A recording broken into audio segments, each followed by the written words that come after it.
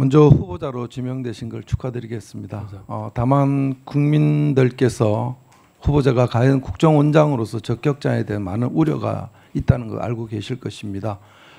그 우려는 다름이 아닌 후보자가 지금까지 학자로서의 강연 또 언론 기고를 통해서 여러 말씀을 하셨어요. 거기에 대해서 여러 국민들 우려가 있다는 것을 일단 깊이 생각해 주시고 학자의 소신보다는 국정원장의 소명이 저는 더 앞서다고 봅니다.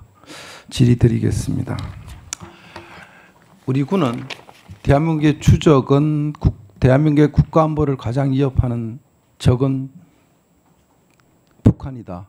이런 의미로 추적을 사용했습니다. 추적이라는 용어를. 후보자께서 제가 서면 질의에 답하는 거 봤습니다. 자, 대한민국 안보를 가장 위협하는 세력은 북한이라고 답변하셨죠. 네, 그렇습니다. 자, 그런 의미에서 추적이란 군이 쓴 용어를 원장 후보자께서 대한민국의 추적이 북한이라 쓰는데 어려움이 있습니까?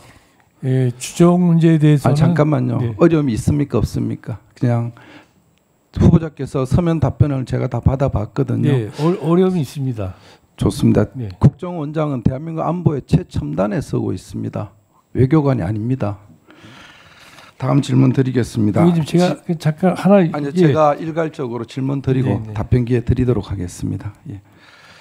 지난 11월 입장문에서 후보자께서 젊은 시절부터 단 한 번도 북한에 정통성이 있다는 식의 발언을 하거나 논문을 작성한 적이 없다 이렇게 답변하신 거 맞습니까? 네.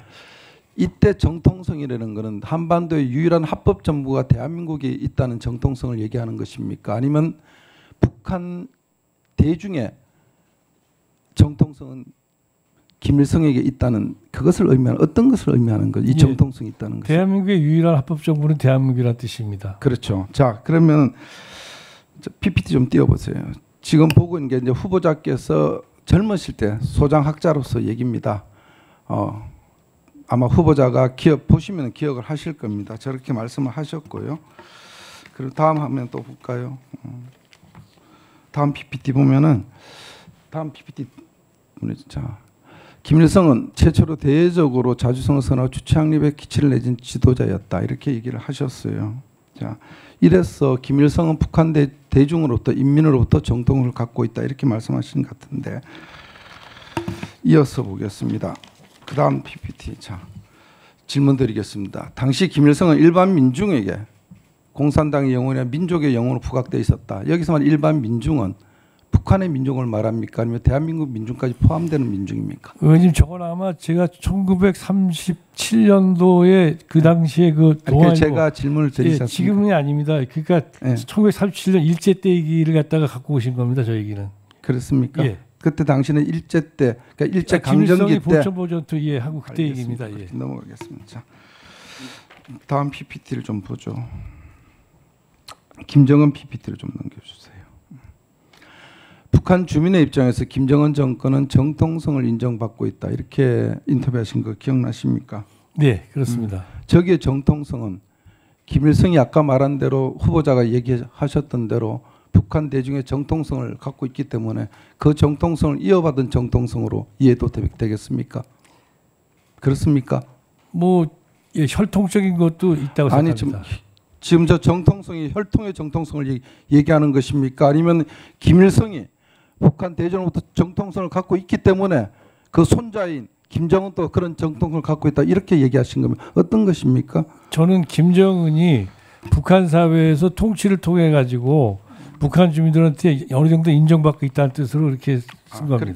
자, 단도직도 묻겠습니다. 자, 김정은이 지금 우리 국민의 보편적인 상식으로 볼 때 독재자라고 볼 수 있습니까? 없습니까? 독재자입니다. 그렇죠. 자, 시간이 없어서 제가 오후에 질문 드리고 북핵 문제에 조금 짚어드리겠습니다. 자, 후보자께 좀 걱정되는 게 혹시 국정원장이 되시면은 통일부랑 부딪힐 수 있다. 아니면 통일부 그립을 세게 잡아서 통일부 역할과 충돌됐을 때 우려도 있다는 것 일각이 있습니다. 다만 후보자께서 잘 적절하게 하실 거라 보는데, 자, 북한을 핵 보유국으로 인정하십니까? 예, 정책적으로 인정할 수 없지만 사실적으로 북한이 핵 갖고 있는 건 인정합니다. 좋습니다. 자, 한반도 비핵화는 북한의 비핵화뿐만 아니라 우리 대한민국의 비핵화도 의미하는 거 맞죠? 맞습니까? 네, 맞습니다. 자, 그러면 북은 지금 사실상 핵을 보유하고 있습니다. 그렇게 인정하시지 않습니까? 네. 자, 그럼 한반도 비핵화는 깨졌죠? 맞습니까? 정책적으로 깨지지 않았습니다. 사실적으로 깨진 거 네. 맞지 않습니까? 말을 그렇게 적혀. 아니 편안하게 정책과 현실 사이 현실이 지금 북한이 핵 보유국은 현실적으로 인정한다고 얘기하지 않았습니까? 그죠? 아니 그래서 제가 한미 당국이 북한의 핵을 인정하지 후보자님, 않고 있지 않습니까? 예. 지금 현실적으로 북한은 핵 보유국이지 않습니까? 네. 저희가 인정하든 안 하든 그들이 핵무기를 갖고 있는 건 주주의 사실입니다. 네. 자, 그러면은 얼마 전 보도되면 IAEA 국제원자력기구에서 북한이 평안북도 영변 핵단지에 새로운 핵 관련 시설을 추진 중에 있다, 이런 보도 난 거 보신 적 네, 있습니까? 맞습니다. 지금 보면은 북한은 끊임없이 핵 개발을 하고 있었어요. 어떤 이유를 대든 간에.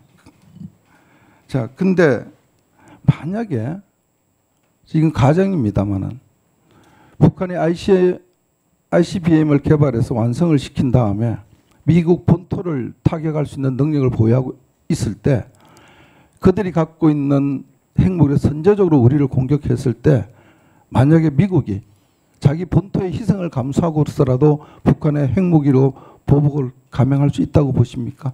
그 문제는 한미동맹을 우리가 믿느냐 안 믿느냐의 문제고요. 그렇기 네. 때문에 그 문제 한미동맹과 연결되어 있다고 생각합니다.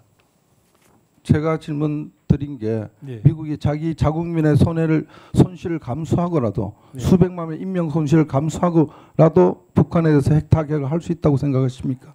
저는 그렇게 생각하고 있습니다. 1분만 좀 더 주십시오. 근데 후보자께서 지난번 그 언론에 브리핑하신 걸 보면 이렇게 얘기를 하셨어요. 북핵을 포기시키려면은 한미 훈련 중단이 전략적으로 필요하다, 이렇게 말씀하신 거 기억나십니까? 기억하십니까? 아니면 예. PPT를 띄워드릴까요? 예, 아니 그 시기를 그러니까 시기와 조건 없이 말씀하시니까 아니 제가, 예. 그 띄워보세요, 이거 PPT를. 이게 2021년 6월 15일입니다. 네. 6.15 공동선언 21주년 특별 자담에서 북핵을 포기시키려면 한미 훈련 중단 같은 전략적 결단이 필요하다, 이렇게 얘기했거든요. 자, 한미 훈련 중단이 되면은 북한이 지금 보유하고 있는 핵무기를 다 폐기한다고 장담하십니까? 지금 북핵 포기라는 거는 앞으로 개발도 해서는 안 되지만 기존에 개발된 무기도 폐기되는 게 포함되는 거 아니겠습니까? 그렇습니다. 그렇죠? 예. 자, 한미 훈련이 중단되면 지금 북에 갖고 있는 김정은이가 자기가 갖고 있는 핵무기를 포기한다고 폐기한다고 그렇게 믿고 있습니까? 뭐 답변드려도 되겠습니까 이제? 예. 존경하는 유영아 의원님 그 질의에 답변드리겠습니다. 예, 제가 저런 얘기를 한 거는 북한 핵 포기를 위해서는 우리가 어떤 값비싼 대가라도 치러야 된다는 뜻으로 말씀드린 거고, 북한이 만약에 포기를 안 한다면 우리가 우리 조건을 그걸 갖다가 포기할 이유가 없다고 생각하고요. 한 가지만 더 말씀드리면 주적과 관련해서는 윤석열 정부에서도 국방부에서 군에서도 주적이라는 표현을 쓰지 않고 우리 군의 북한 정권과 군대는 우리의 적이다, 이렇게 표현했습니다. 그만큼 주적이라는 표현 자체가 적절하지 않다고 판단했던 거거든요.